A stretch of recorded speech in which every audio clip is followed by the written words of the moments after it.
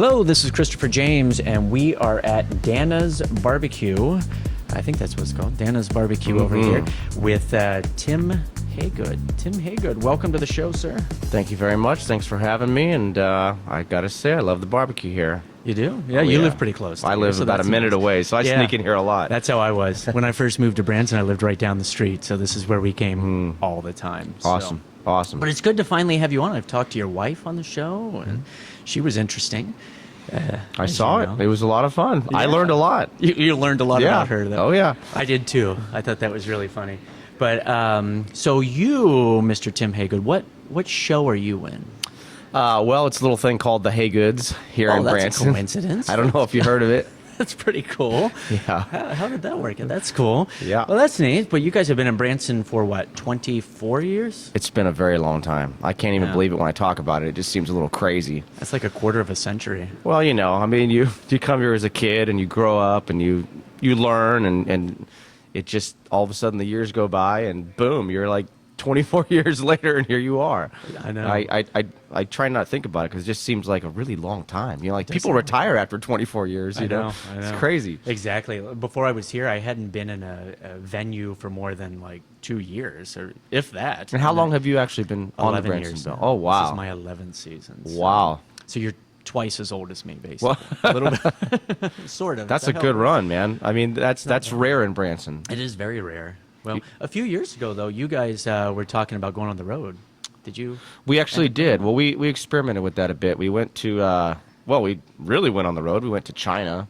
And we played 20 shows in 25 days in 20 different venues, and that was completely insane. And we learned quickly that being on the road is just not that fun. Yeah. It's actually really hard. Everybody got sick, and there's just something to being able to play your show and go home and, you know, be in your own bed and have dinner with your family. It's a nice thing. Now, some of my brothers are still experimenting a bit with doing stuff on the road, and they're going out and playing concerts. Dominic, in particular, he has an electronic music show that he goes out and does at colleges. I think he's done probably 15 or 20 of them so far, and he just does it to, I guess you could call it, you know, clear his palate, cleanse his palate, whatever you want to say, just of Branson, just to get out musically and do other projects. You kind of have to. Yeah, you do. It's a bubble here. I mean, there's no question. I mean, well, it's that, but it's also the repetitiveness of it, because you do a lot of shows. Oh, and, yeah. And we do a lot of shows. We do 400 and some a year. Yeah, well, we only do 130, so you're way more up on the repetitiveness scale. But still, I mean, your show is crazy. It's like you guys, the whole show. I do little bits in the show, but after a while, you get in that bubble. Like, you get used to working in Branson, and then I went on the road one year, and I felt a little bit out of touch, I guess. I totally understand. I Yeah. really do. And it's interesting because when you're putting together a show in Branson, it seems like the people that come here are a certain type of people, and certain types of things work here that wouldn't work anywhere else in the world. Right. I mean, seriously, if we tried to take some of the material that we use in our show anywhere else, I think that it would just be, it just wouldn't work. I mean, it wouldn't work. People that come here are just a very certain type of customer. Yeah. And I think that's taken us a very long time to figure out how to entertain those type of people, but also how to entertain people that are coming on bus tours that are 70 years old, and then right next to them is their granddaughter who's 15, and that's a tough thing to do in Branson. Well, you've been here a lot longer than I have, but just in the last 10 years or 5 years, the audiences have changed so much, and that is something that I really appreciate with you guys, is that you're trying new things, but you appeal to all ages at the show. But I know the younger audiences really enjoy the show because you use a lot of lasers and the latest technology, thanks to Michael, I think. He's amazing. He puts really cool stuff in the show, and he has some new things that he's working on right now that are going to blow everybody's minds. We're building our new show right now, but holograms. Is it one of you guys has holograms? He's got some neat stuff. You know, that would be cool. If you guys had footage of you guys when you were at Echo Hollow or something, right? You guys started at Echo Hollow? Is that right? We did play Echo for 1 year, yeah. So when you were out at Silver Dollar City, can you imagine if you could figure out how to do holograms where you interacted with yourself, do duets? Wouldn't that be? It would be incredible. It really would. It would be amazing. But, That's going back to what you said about Branson, I think it's in the midst right now of just a huge transition. And the thing is that we've kind of ridden that wave. When we came to the Strip back in 2002, everybody thought that our show was just a little bit too exciting for the crowds that were coming here. I mean, I remember people in the industry coming to the show and saying, "Hey guys, listen, you guys need to tone that back. You know, that 60s rock and roll, that's not really like what people in Branson want." Yeah, And of exactly. course, this was, a while ago, but everything has completely flipped, especially in the last 4 or 5 years. Yeah. And we've benefited greatly from that because we've always been out front of entertainment that was different and exciting, while still honoring all the Branson traditions and things that make up what a Branson show should be, or make up the type of stuff that identifies with the crowds that come here. But it seems to me that the shows, especially like some of the ones that have been here for a while, are in a really weird place. Yeah. Because they're trying to figure out, okay, well, how do I appeal to these new people coming here but not burn the bridge of the old business? Right. The Chamber of Commerce actually said that shows last year were actually down a bit based on their figures, and I think that you may see a little bit more of that as this transition continues to happen. But I think the internet and just the attention span of some people. Oh my gosh. That's the problem. Absolutely. Because- Well, it's our phones. I mean, you can get on your phone and watch the coolest stuff in the world. I mean, you can watch people like on the Red Bull channel doing quadruple backflips off of mountains with no safety gear. So you have to figure out, okay, well, why is this person going to be interested in seeing a Branson show? Like, how is this going to appeal to the type of person that can watch the coolest stuff in the world and has an attention span of maybe 2 minutes? I Right. mean, less than that even. And it's a very interesting place right now. It is because I hate that. I hate being at our show and looking out and seeing kids on their phones. I make jokes about it. I say, you paid $50 to sit here and be on Facebook. Yeah, it's the culture. It's weird, but It's very frustrating. But no matter what you do, and I know you've experienced this, you're going to have a core set of people, even some local people, that just don't want anything to change. Like, they don't understand Oh. that somebody that is 60 now was in high school in the 70s, let's say. and it was a different culture. Let me tell you what. And so I think it's universal that the music that people enjoy the most is their music they heard when they were in high school. Absolutely. And so you have to keep moving forward. I was talking with Daryl Croy about this. He has the Jerry Lee Lewis show. And he was saying that even music from the 70s, sometimes people complain about it and say it's too new.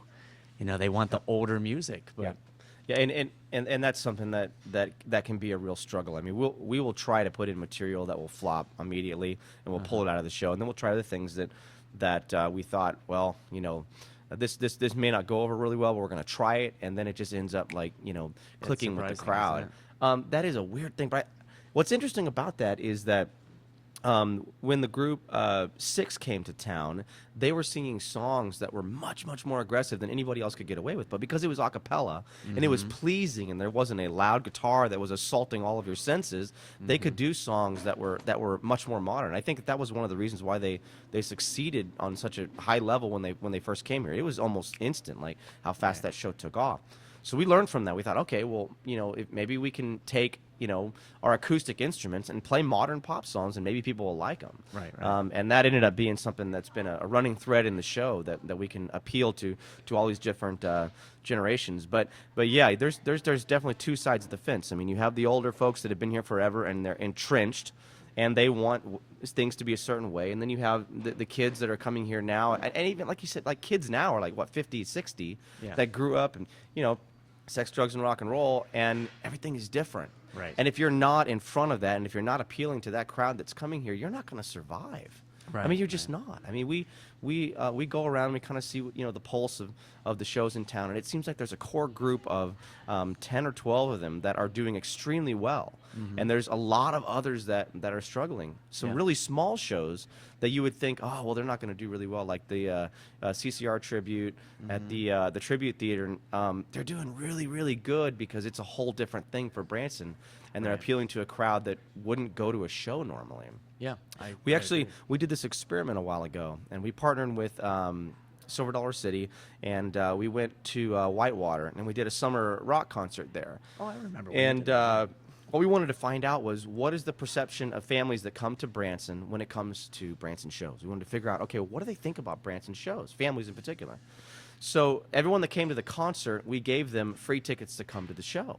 And a lot of them said, oh, we don't go to Branson shows. We come here to go to Silver Dollar City. We go to Whitewater, and yeah, that's just not really our thing. And we tried to explain to them, no, look, this is not what you're thinking. Like it's different, exciting. Just come check it out. So it was a group of about, I think, 200 people that we kind of use as a consumer study, if you will. They came to the show. They watched it. Every single one of them. Oh my gosh, I can't believe that was in Branson. We're so surprised. We thought everything was, super countrified and a little bit hillbilly and everything else. And they ended up loving it. But that kind of gave us the clue that, wow, like we have a lot to overcome here to convince these families and people that are under 50, 55 that, hey, Branson is a place where there is really cool stuff that you can come and see. Exactly. And the cool part about that is I think the chamber is actually finally getting into that message. Yeah. They've resisted it for a while, but there's new leadership in there, and they are nailing that message now. Yeah. We talked with Jeff, the president. Yeah. Of Oh, the yeah. chamber. He's amazing. And and definitely, and as you know, we have our TV show starting that is all about what there is for younger audiences to do in Branson. That's awesome that you're So doing that, because we need that so bad. I think we do. And speaking of some of the internet and all of that, you probably have this problem with just people that troll some of the review sites. Oh, yeah. And you can tell, Oh, yeah. because I read reviews of the venues that I've worked at, you can tell that people haven't come to the show because they talk about things that are definitely not in the show, or they make references to things that never happened or happened a decade ago. Yep. We get people that will review our show and mention performers that had talking dogs and such. Maybe you know who That I'm was a talking long about. time ago, yeah. And they'll say, we just went to the show and the talking dog, blah, blah, blah, blah, blah. And it's usually good, but you can tell that they haven't been to the show forever. And I think the anonymity of people on the internet is a problem for that sort of thing. I know you deal with that because you pretty much handle that, right? I deal with it. I handle it, and I don't mess around with it. Some people would say that the way that I reply to people might be a little bit too, on the nose. But the problem is that if someone who's never been to our show is reading the reviews, they don't know that it's something that's fake, Right. Or they don't know that that customer got angry because whatever it is, they paid too much for a soda, or you just never know. And I don't understand why there are review sites that allows people to legally get on there and post things. Totally. There should be an appeal process of some sort. Something that, how can you be anonymous and say whatever you want and damage someone's reputation? What we've discovered is that unless we actually tell people, hey, if you love the show, please help us spread the word, they're not motivated to say anything about it. They were a satisfied customer. They loved it. There's no reason for them to get on the internet and say this was a great show. Yeah, people tend to complain more Oh than my! compliment. The people that are mad are always going to go on and let others know about it. Squeaky wheel. Yeah, is they're what they say. so it's something that I fight with actually on a daily basis. Like It's I get a frustrating. report from Google and from TripAdvisor and Yelp, and anytime anybody posts anything, and some of the feedback is good. Now I appreciate feedback where it's like, well, I didn't like this, and if it's honest feedback, and it's like, well, that I didn't like that number in the show, I'll take it into consideration. Right. And there's no need to reply back to that because they're being honest. Yeah, constructive criticism. Absolutely. But when You need that. tell that somebody, they come to our show and the food was this, the weather. We actually had somebody one time write a review that was all positive, but they rated us low because it was too dark outside to see the view of the lake. Oh my gosh! Come on. You came to a nighttime show. Come on. But you also do a lot on the internet. You guys have done the reality show for was that on CMT? GAC, yeah. GAC, Yeah. close enough. They're all the Close same. enough. They're all Same the network, to me. owned by Yeah. the same people. Are they Actually, yeah. really? So you did that. What, you have 1 season, 2 seasons with that? Well, that's an interesting story. Before that we did a reality show on RFD, and it was a mixture of music and reality, and we didn't know what we were getting into, and we went over to RFD TV Theater, and they made a deal with us and said, yeah, produce your own reality / music show. It'll be great, even though no one's really done a reality music show. So we did it, and we produced it ourselves. We did the whole thing ourselves. Some people in Branson loved it. Some people thought it was absurd, which is what made it fun. I mean, there were some ridiculous things in there, but we were just guys doing our thing and playing whatever we wanted to play and talking about whatever we wanted to talk about and exploring the Ozarks. And eventually we dialed it in towards the last 2 episodes. Well, we elected not to continue on the RFD TV channel just because we didn't really fit in there. Like what we were doing was very, again, too young and too aggressive for that crowd. Yeah, I think I watched an episode, and then the next episode was literally about tractors, and it was just tractors driving around. Yeah, like, for it was a weird and fit. I thought, well, that's weird. It was a weird fit. RFD gave us a shot. They were very kind to us, and they let us try it out. We learned a lot production-wise. That led us to contacting somebody at a talent agency in New York, and they got us the deal with GAC, and they got the deal with Barry Williams. I mean, who's been a longtime friend of ours ever since he came to town. Actually, we've been producing his show and helping him out. But they said, yeah, let's try this thing, and the plot will be that Barry comes to Branson. And of course, he had already been here for 2 or 3 years, but the premise of it, that he had come to Branson and was a fish out of water, was very, very true. Which I mean, is that probably was still true. After Oh 2 or yeah, 3 it years. was very accurate. And so we went, and of course, in reality TV, in quotes. Can't see that because we're recording, but reality TV in quotes, it has nothing to do with reality. I mean, you can't film reality TV because all the cool stuff happens when the cameras aren't on. So we created kind of these scenarios and things that went along with Branson, and it went really, really well. We filmed it. An actual crew from Hollywood came down. We worked for 6 months on it. It aired, and it got good ratings.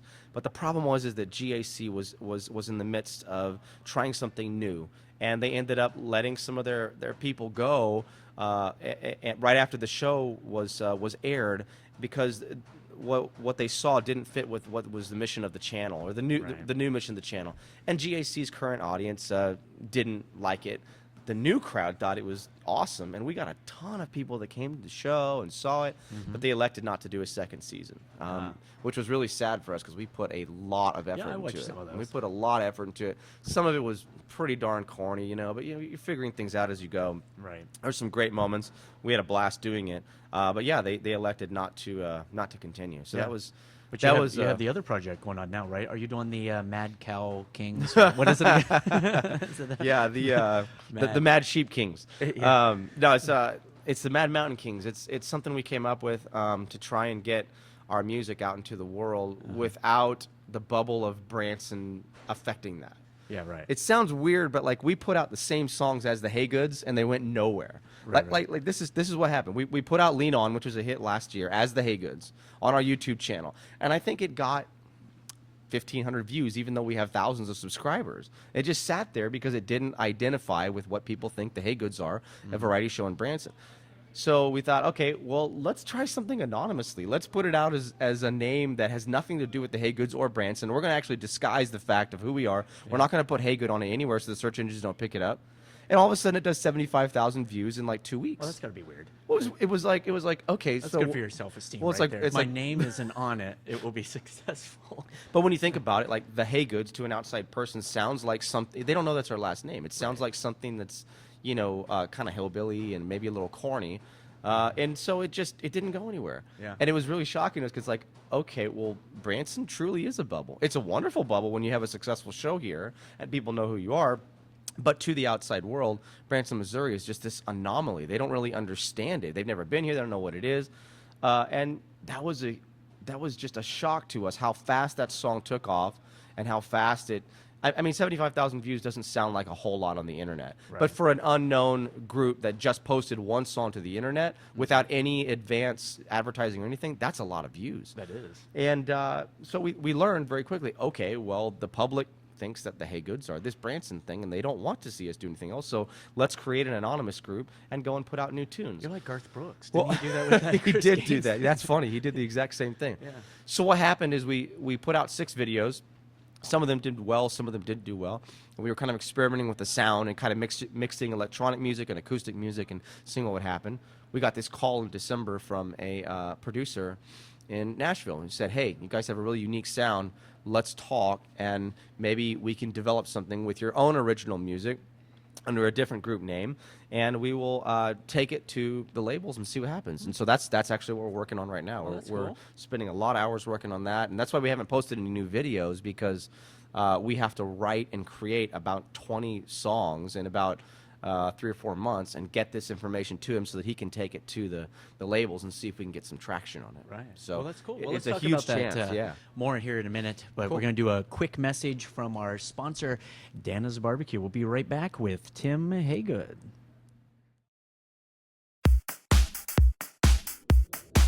Hey, Rachel, do you know where I like to eat in town? Where's that, Christopher? You should know that, by the way. Just telling you. I love good barbecue. And man, when you mention barbecue in Branson, people mention Dana's. That's right. Dana's with 3 locations in the area. Welcome to Dana's Barbecue and Burger Shop for a taste of local old-fashioned barbecue cooking. That's what you want. You want local cooking, right? That's right. That's what you want. Nothing fancy, just the freshest, best barbecue in the area. And I think they have, 3 locations now? They have the one in Branson. They do. Which is where we're filming at today. And they have the Branson West. That's right over there where the kids used to go to school, if I remember right. And Kirbyville. Check out their restaurants. They're all family run and owned. And they like to think that they extend a warm family welcome to all of their customers. Isn't that nice? I feel welcome when we're there. Yes. How can you not? So check out Dana's. Give them a call and check out their hours and visit all of their locations there. Dana's Barbecue right there. What do we call it here? We call it the Cow and the Pig. That's what a lot of people call it. Right? You ever heard that? I have not. Well, that's okay. Apparently, I am the only one that calls it that. But be sure to go on and Google danasbarbecue.com. That's DANNASBBQ.com. Big thanks to Dana's for hosting us out here today for the podcast. Bye-bye. Hey, we're back with Tim Haygood out here at Dana's.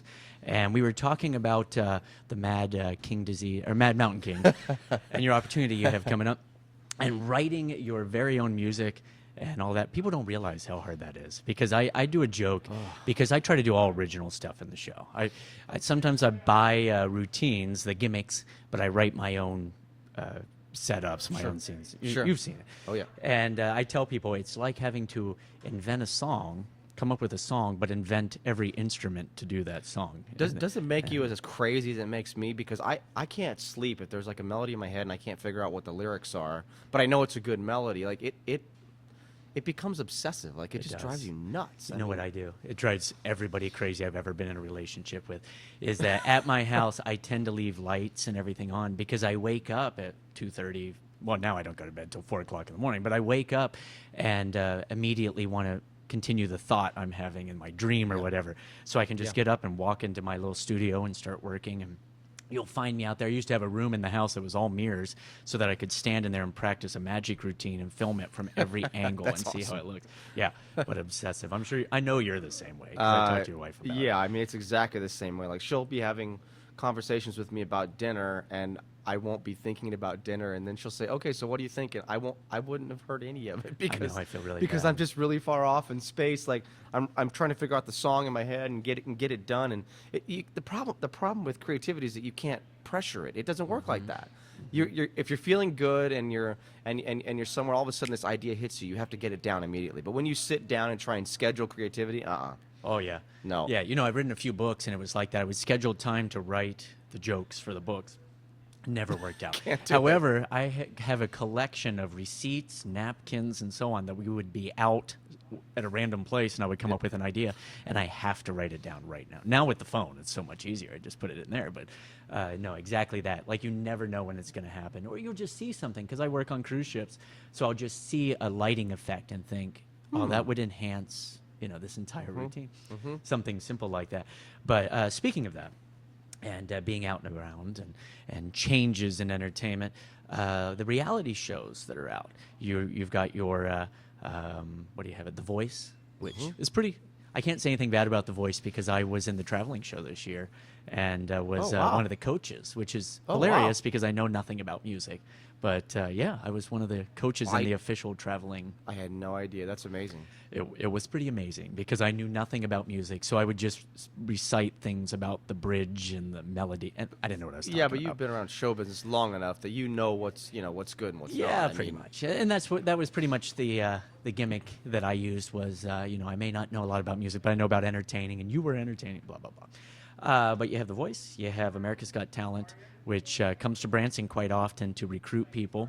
We had a wave, it's been like 6 or 7 years ago, where they came to the Chateau and just had auditions. And ever since then, I've had them contact me almost every year. They do the same thing to me. Yeah, they call us every year. We're going to be on the show this year. I'm not a fan. Are you a fan of those shows? I'm not, because it could destroy you, and I don't think. Well, we don't need it, first of all, but I just. If we go on there and they don't like it or something else, it could ruin you for a long time. That's And what it's I all always based on say. that. And then they sign you these contracts that are, I mean, we had our attorney look over the contract, and he just said, well, if you want to sign your life away, go ahead, Pretty much. including your show in Branson and everything that you've built on your own. They're going to take control and credit for that. And if your attendance goes up at your show in Branson from America's Got Talent, or if it goes down, it doesn't matter. They're going to get their piece. And it's Yeah. like, I've spent 24 years trying to build something. Why would I give you guys a piece? I mean, Because maybe after the show, people say this to you. They're always coming up to me and saying, "You should be on America's Got Talent," or "You should do this or that." Yeah. And I try to explain to them, I appreciate the compliment. To them, that's a compliment. Yeah. But I have a show and I have a career. If I was somebody trying to get in the business, I would look at that, as an option. But I think it's really sad now that in music, people rate it as, I've heard people hear a new band and they say, well, were they on America's Got Talent? Or how did they do? That's how they rate it now. Can you imagine if the Beatles, the Rolling Stones, all these people had to go on America's Got Talent? oh, back they then? wouldn't. They would have flopped, They wouldn't right? do it. Yeah, I mean, because they wouldn't have had the look back then. They would have been too different.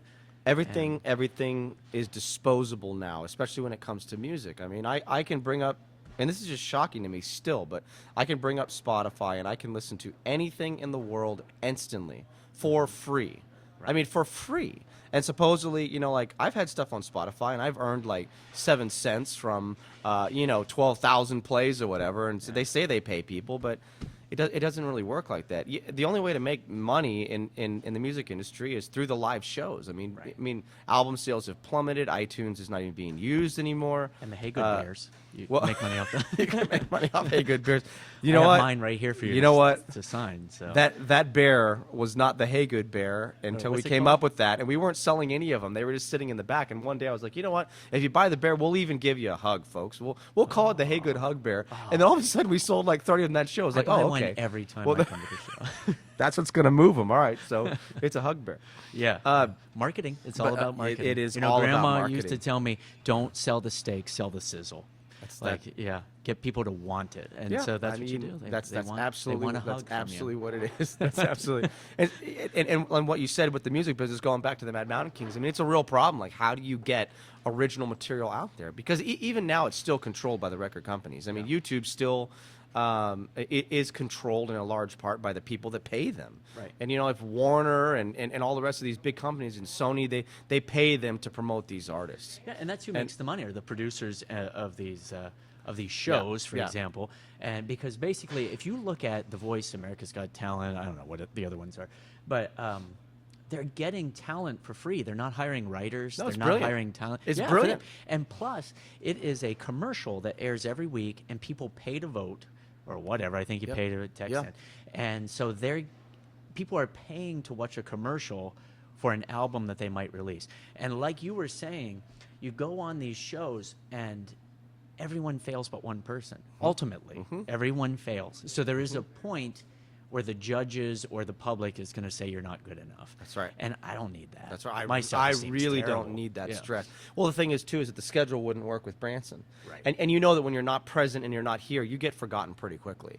And so if we canceled 2 months' worth of shows in the prime season, first of all, I can't do that from a revenue standpoint or from a contract standpoint. And secondly, it would just evaporate everything that we've worked for here, and we're in a good place now. So why would I put myself out there like this? Oh, well, the promotion is second to none. Yeah, but I'm doing okay. I'm and your not shows are rich. busy. I'm not wealthy, of course, but I'm making a good living doing something that I really like to do, and it's challenging and it's fun and it motivates me. So why do I need to change? Yeah. And you pretty much handle the business side, right? I handle all the business side. I handle the business and the marketing. That's probably for the best. That's Myself, probably for the best. myself and my brother Patrick, we handle the business and the marketing, and the other guys they're just strictly creative forces. They Well, they're sit down creative, and, yeah. they come up with ideas, and that's about Yeah. it. Is Yeah, that the okay. bus Yeah, I out mean, there? Is let's admit they are legendary for their antics in Branson, which they're good at I will publicity. say are all legal antics. So Yeah. let's just keep it. They at like that. to have fun, and they know what they're doing. They Yeah, stay in the news and that sort of thing. Yeah. People talk about it. Yeah, They, I they mean, definitely talk about it. Drive down the strip, you'll see Michael's bus coming down the road, and he takes great pride in the fact that he's probably the only guy in Branson driving a bus to work, so Well, whatever. Yeah. I'm sure your wife told you that my daughter saw the bus one day. Did she tell you that? No, no. We were out, my little daughter, she would have been 3 at the time, and we were out shopping and we saw the bus, and I think he might have had the Christmas lights going or whatever he has. Yeah. I don't know. It was the season, yeah. And she doesn't know who it is. She doesn't know. And she's like, Dad, look at that car. And I'm like, yeah, look at that. She goes, that is just the silliest thing I have ever seen.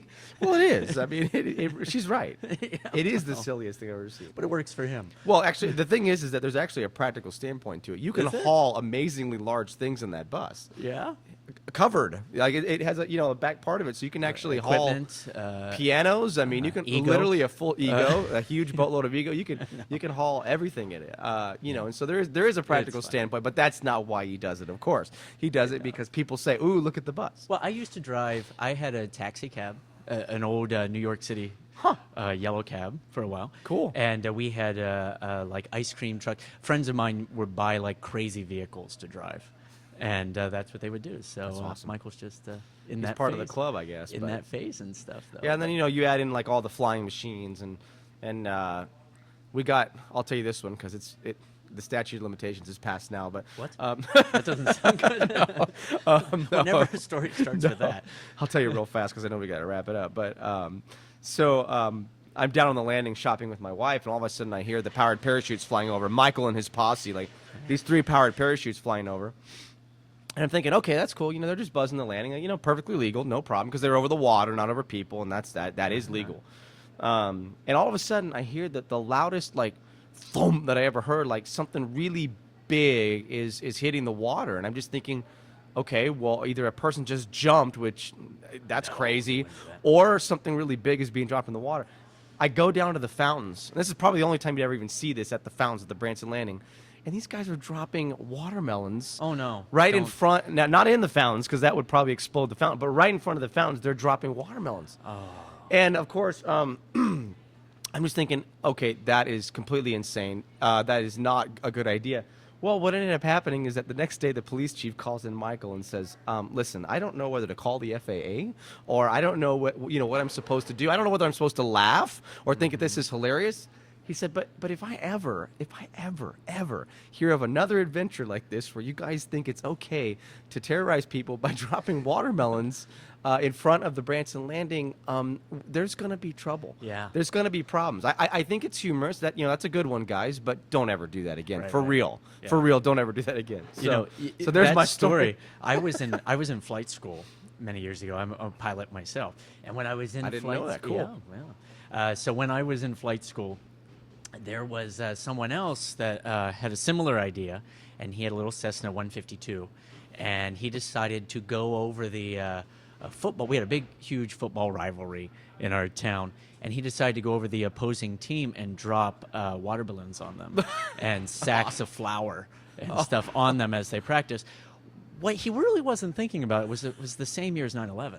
Oh, my gosh. And yeah. so, that's probably not a smart idea. Oh, wow. It became a huge incident that involved the FAA Oh, and the wow. FBI and the flight school I was going to. and Everything so- everything yeah, has you might tell him changed, no more, Yeah. no more watermelons, maybe like kiwis or something. Yeah. It seems like what used to be considered antics, like even 10 years ago, you can't get away with now. Everything's just so much more serious, No. So yeah, no, that would not be a good idea. Yeah, definitely don't do that, and don't do the prank I used to do with a toy little skeleton, throw it in somebody's carry-on luggage when they go through the X-ray. You don't want to do that. We learned that the hard way.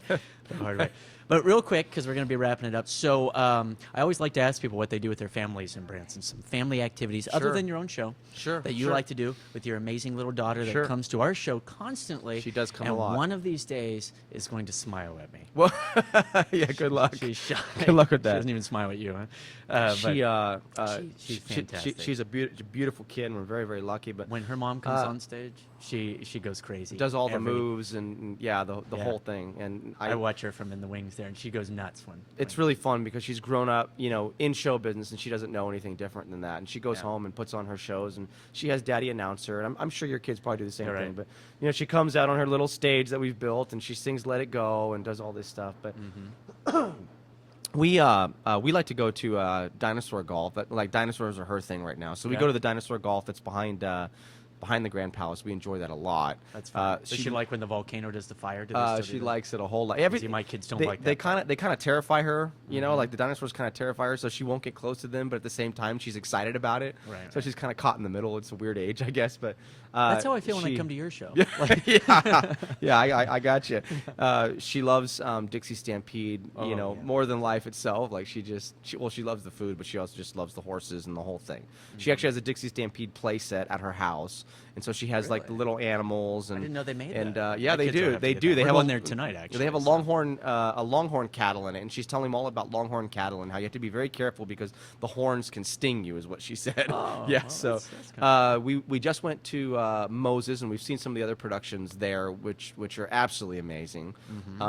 We love going to Clay's show every year and checking out all of his new stuff, and I don't say that just because I'm in his theater. Like Clay actually he's got a very good show. It is a good show. I've been to it. We went last year with my daughter. Well, you need to check it out this year because they've really kicked it up. Let's not push it. I was very, very impressed. It was fun to watch. We like to eat out, and just enjoy ourselves out Arnold's, at. Arnie's barn. Your wife's always telling me I've never been there, and she constantly asks me. So have you gone there yet? Yeah, you got to go. It's good food. It's good. Well, the atmosphere is amazing, and it's really good food. So she loves Top of the Rock, and then of course Devil's Pool Restaurant out at. I'm forgetting. The resort out there. Yeah, Big Cedar. Yeah, Big Cedar Lodge. Yeah, for some reason I couldn't think of that. And then we also like Dana's? We love Dana's barbecue. Absolutely. Actually, I get the chicken from here and take it to the house all the time. Oh, there you go. And then we like just walking on the trails and hiking and everything else. Yeah, she outdoorsy. She loves. Oh yeah, a lot. Kids are starting to get into that. We're starting a new Sunday ritual. That's our day off, where we are going to do something outdoorsy like that. And so we're getting them little magnifying glasses and backpacks, little explorer packs. I love it. And we go out, and they love photography. They take pictures constantly, so we got them their own little digital cameras. That's and really so they cool. do all these photos and stuff. And that's really fun. That's cool. Really fun. And, yeah, she loves it just like they do. Yeah, that's cool. and Branson is a great place for that. I mean, there's tons of trails and cool things you can go and see. That she'll have to come on. We're for the kids show for television. We have one of the nature experts coming on from the park system around here. And her name is Kirby Bridges. You might know her. Oh, yeah. And she's going to bring in different snakes and spiders and stuff and just tell the kids about it. Call me. She would love that. We should do that. Maybe she would actually talk to me then. I don't know about that. She's just funny at because that she age. gives a little smile. Yeah. But she will eventually. She doesn't even like some of my brothers, so it's okay. Well, I don't know what to say to that. She doesn't even. Does she get to ride in the bus? She won't Has talk she to ever Patrick. ridden in the bus? No, she's terrified of it. She won't talk to Patrick. Everybody's terrified of it. Yeah, so. well, like Patrick tries to give her a hug and she just runs. Yeah, well, she's smart, I guess. I don't know. But I want to thank you for coming on the podcast. It's fun. It's nice to finally get to talk to you. Yep, we've been working on it for a while. We have. I must admit. We're both actually, you've been working on it, and I've been really busy. So I'm so glad I could get here. Yeah, it's a lot of fun, and we are going to get you guys involved in the show. You were nice enough to help our junior reporter, Cashton. He was awesome. He's pretty cool, and you guys are nice enough to let us do a little field trip with some of the kids. You bet. Hopefully, coming up with all the lasers. Maybe they can get a picture at the bus. Oh, we can do it if you want. Well, the parents might be like, what are you doing with these kids? Yeah, but I think it'll be fun. So I appreciate all you do for Branson. Well, we appreciate what you do for Branson, spreading the word. Much. I mean, this whole thing is really, really cool. So glad to be a part of it. Well, thank you very much. And this is Christopher James with Timothy Haygood with one final word from our sponsor. Thanks for listening to All Things Branson. Go to the website, allthingsbranson.com, and also on Twitter at All Branson, the Facebook page, All Things Branson, and stay in touch on iTunes, of course. This is Christopher James. Thanks for listening, and bye-bye. Hey, Rachel, do you know where I like to eat in town? Where's that, Christopher? You should know that, by the way. Just telling you. I love good barbecue, and man, when you mention barbecue in Branson, people mention Dana's. That's right. Dana's with 3 locations in the area. Welcome to Dana's Barbecue and Burger Shop for a taste of local old-fashioned barbecue cooking. That's what you want. You want local cooking, right? That's right. That's what you want. Nothing fancy, just the freshest, best barbecue in the area. And I think they have, 3 locations now? They have the one in Branson. They do. Which is where we're filming at today. And they have the Branson West. That's right over there where the kids used to go to school, if I remember right. And Kirbyville. Check out their restaurants. They're all family run and owned. And they like to think that they extend a warm family welcome to all of their customers. Isn't that nice? I feel welcome when we're there. Yes. How can you not? So check out Dana's. Give them a call and check out their hours and visit all of their locations there. Dana's Barbecue right there. What do we call it here? We call it the cow and the pig. That's what a lot of people call it. Right? You ever heard that? I have not. Well, that's okay. Apparently, I am the only one that calls it that. But be sure to go on and Google Dana's Barbecue.com. That's DANNAS BBQ.com. Big thanks to Dana's for hosting us out here today for the podcast. Bye bye.